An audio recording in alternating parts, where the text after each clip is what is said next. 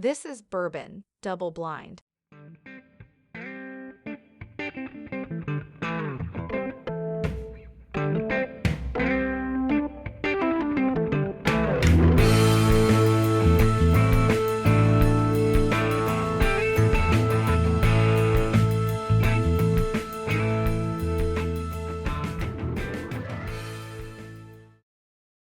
Quick reminder, any profits that we make from this podcast will go back to the Bourbon Society for Indiana, which we will roll into some group events and hopefully help out some charities that are based in Indiana. With that, today's sponsor for this episode is Timberline Sierra Barrel Company. If you want anything that can be customized or made from a bourbon, whiskey, or wine barrel, they are probably making it. They've been with us since we started the podcast. They do a bunch of stuff with the Bourbon Society of Indiana, which I help run. And they make really great furniture, display shelves. They've made us some big fancy bottle openers that you can knock somebody out with. And they can even do custom engravings for you. If you want to get a present for somebody and customize it, make it personalized for that person, super cool option. Again, that's Timberline Sierra Barrel Company. They actually just have opened up a storefront in Cicero, Indiana. If you're in Indianapolis, that's a little bit northeast of Indianapolis, please check them out. If you're not in that area, check them out on Facebook or on their website. You can order anything they make and have it customized through the website. You can find that at timberlinesierra.com. That's TimberlineSierra.com. And with that, we'll get back to the bourbon. This should be fun. I know Scott's had a couple already, and I have a belly full of barbecue and might pass out at any second. So if I pass out, it's not from drinking. It's because I ate a rack of ribs. Yeah, so if this is your first time watching, welcome to Bourbon Double Blind. My name's Brandon. I help run the Bourbon Society for Indiana. And I am Scott. And I don't know which side of me you'll be on, but yeah, that's Scott. So the reason we do this is to get people to try different bourbons without being kind of oohed and awed by the label and just enjoying the bourbon and then ranking them. So what we've done is Scott and I traded 3 samples. I gave Scott 3 samples. He gave me 3 samples. Scott has no idea what's on my bar behind me or what bottles I own for the most part. I don't know what bottles Scott owns. So like it's truly double blind. Scott has no idea or sense of what I gave him. I have no idea what he gave me. And we'll answer some funny questions along the way and talk about bourbon and whatever else comes up and have a good time for the next little bit. Sounds good.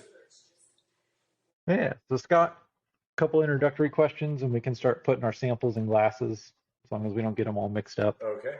I got to figure out what the hell you did here. Electrical tape maybe, huh? No, those should come right off. We'll get them. Scott, where are you from and where do you live now? Chesterton. We've lived in Chesterton for a while. We sold our home. We have a flip house that we moved into, and we're building our next house currently. Oh, nice. I didn't know you guys were in the process of building something. Yeah, so we're still going to be in Chesterton. I think we'll be here for a while. Okay. Yeah. I'm Brandon. If you didn't listen to any of the other episodes of this, I'm from right near where Scott lives, about a town over. My family still lives there in Valparaiso, Indiana. I actually live just outside of Louisville right now to finish up some schooling, and then I'll be out of here, on to somewhere else after that. Scott, how long have you been drinking bourbon or whiskey, or how long have you been enjoying it? Oh, well, my wife's best friend started this page, which sort of lured me in looking at bourbon and wanting to sample bourbon. I couldn't stand it at first. I was a vodka drinker. Slowly, now I prefer to drink any bourbon that I drink neat. I like it straight out of the bottle. I don't like anything mixed with it. I have a pretty large collection already, a lot of cool bottles, and that's where I'm at. Yeah, it seems to most people I know that get into it, it snowballs pretty quickly. Yeah, it's a fun hobby. Yeah, I've been enjoying whiskey bourbon a little longer. I don't know, probably 4 or 5 years, but really paying attention to what I drink and what I enjoy and kind of what my palate is, so to speak, for probably the last 2 years or so. Okay. And same as you, Scott, when I really started getting into it, you just kind of see bottles build up pretty quickly. Yeah, it's pretty Yeah, ridiculous. yeah. Scott, what's your favorite hobby? Oh, you already said this. Your preferred way of drinking bourbon, you said straight up or neat. Yes. Um, yeah, I prefer it that way too. I don't mind a good cocktail, good old fashioned or something, but Yeah, I will partake uh, in an old fashioned or Manhattan, but I prefer it. I prefer it neat. yeah.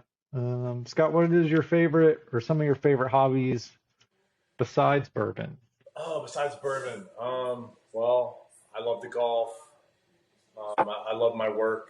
Um, I own a construction company. We do everything from custom homes to remodels. Currently have all of the above going on.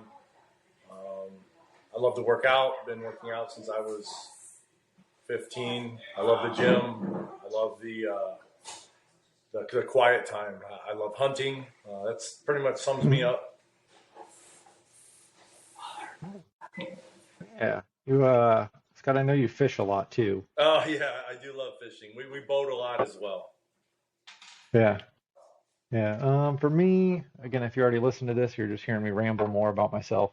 But if you don't know, I most of my time's taken up by graduate school right now. And besides bourbon and graduate school, I play a lot of tennis, probably 3 or 4 nights a week, and on the Very weekends, nice. like to take motorcycle trips with my family. I'm pretty excited. My dad and uncles are coming down this coming weekend, and they're riding from by you guys, which is what a good 4 hours uh, down here, and we're going to take a little motorcycle trip. What's the So farthest you've went, Brandon, all good. on a bike? Um, I went from up near Chicago to the Smoky Oh, Mountains. That's how long? and then you're riding every day there. How long did Yeah. it take you? We usually take our time. We'll stay on like some back highways and stuff. So I don't know, 7, 8 hours. Not bad. Yeah. I think you're riding every day you're there. So you have some eight you go- hour rides, like nonstop. Yeah, yeah. I mean, you're stopping oh no, we'll stop every hour and a half or so. Especially if I'm with my dad or uncles who are up in age and they need to move a little bit. Okay. Very nice. Yeah. Or I'll use that as an excuse at least for me to want to get off the bike for a little Yeah, bit. we used to have a Heritage Softail Yeah. bought off her father, and I've been riding bikes my whole life, but we sold that when my kids were little. It just got too risky being on the road. Yeah. Yeah. I've had one crash I was on Interstate 65 and a truck pulling a trailer came over, and that was one of those things. I mean, I work in head and spinal cord injury research, and when I came to, I was like, can I feel my toes? Yeah, Can I feel right. my toes wiggle in my boots? Yeah, I'm sure my mom was completely sane then. Don't worry. Scott, you kind of mentioned this. What do you do for work? I own a construction company. We build custom homes, remodels, basements, kitchens, everything. We have excavators all the way to trim carpenters. So we do everything. Oh, nice. Yeah. Currently, I have a custom home that they're digging Monday. Couple home remodels. We're all over the map. Rowan Prairie, Crown Point, Chesterton, Winfield, Portage. We're everywhere. Oh, nice. Scott, how many like projects do you guys have going at any one time? Right now, Does it just it's vary? a little. I'm juggling, man.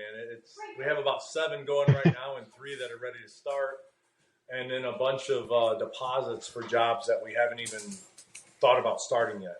So we're pretty much booked out till February, March, and next year. Oh, damn. That's awesome, man. Yeah, it's pretty good. I don't know how long the economy could keep this going, but it's a good time right now for construction. Yeah, yeah.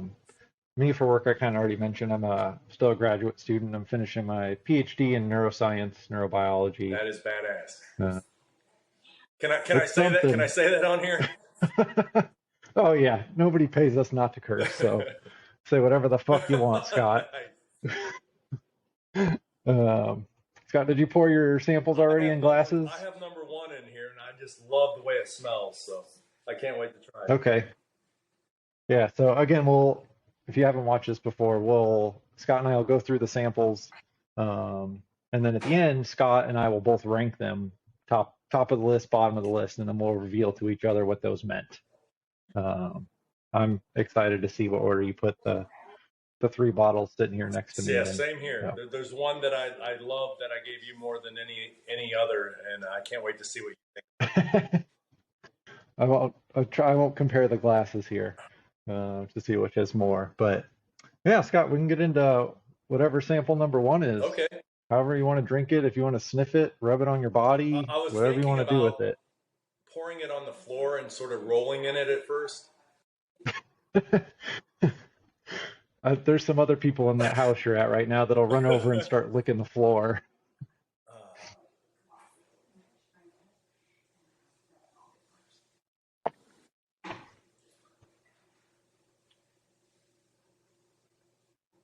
That's very good. Very good. Yeah, this first one's, smells pretty grainy, but it doesn't taste like corn or grain to me. Whatever number 1 is, it smells really sweet. Yeah, that's a good one. This is you don't feel the burn or the kiss until it's almost gone. I like it. Yeah. It's real smooth. Yeah, this is too. I'm sure. I don't know if it's smooth because it's old yet. Like I get some older notes of bourbon on it, but I don't know if it's that or if it's low enough proof that it's not smacking me in the face with heat. Yeah, I don't know what this number 1 is, but I cannot help to taste caramel or smell caramel or some kind of caramel note. Yeah. Very, very good. Scott, we'll hang out with sample number 1 for a little longer. If you want to save some for the end in case you want to go back and compare them, you can do that. If you want to hammer it all now, there's no rules here. You know what I did, Brandon? It's funny you say that. I did leave a little bit in the bottle that I poured out of 1. Okay. Scott, our theme of questions for sample number 1 are bourbon-related questions. Okay, we got. So if you pick a number 1 through 8, I'll read that question and we'll both answer it. 6. Number 6. What's the silliest thing you've done to get a bottle of bourbon? Oh, silliest thing.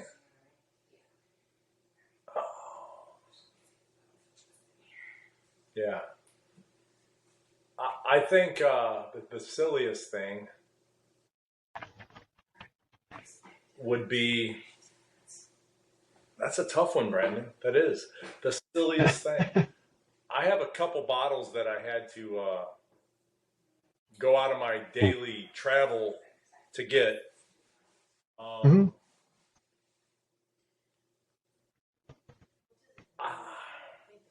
Can I pick another number? No.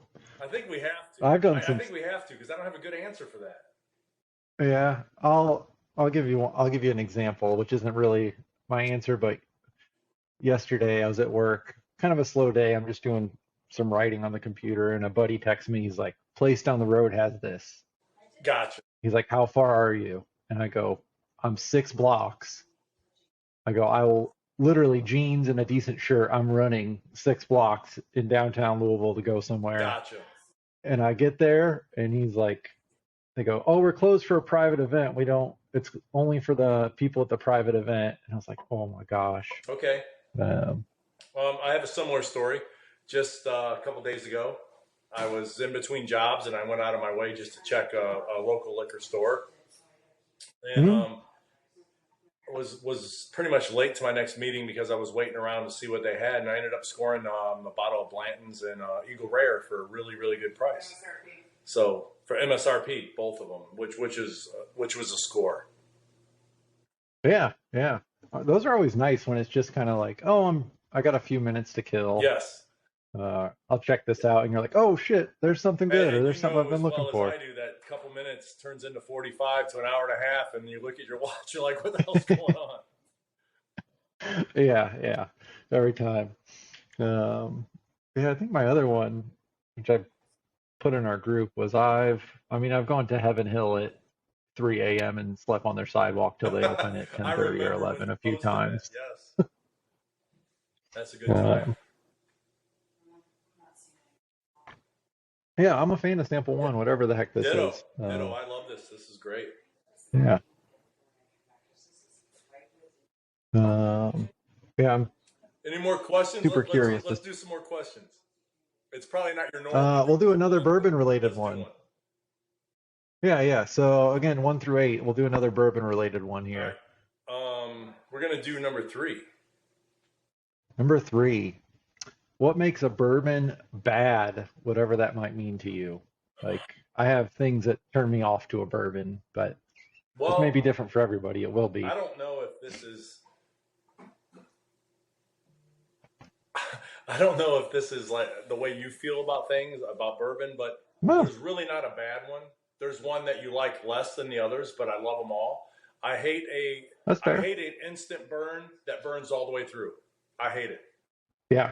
You know, that makes it bad. If it burns from the time you touch your tongue to the time you swallow it, I don't like it. But, yeah. I won't not drink it if it's all that's here. Yeah, if somebody puts it in front of you. It's like, I'll like it for that day.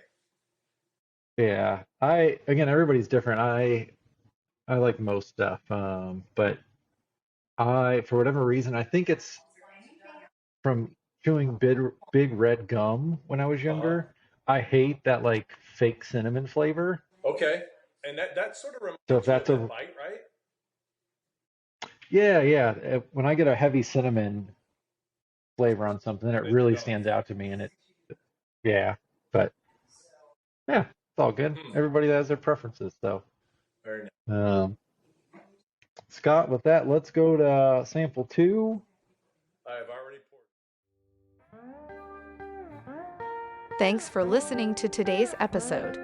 If you would like to be a guest on an episode, email us at podcastbdb@gmail.com. You can also find our group on Facebook at the Bourbon Society of Indiana. Until next time, we hope you find something that tickles your taste buds. Cheers!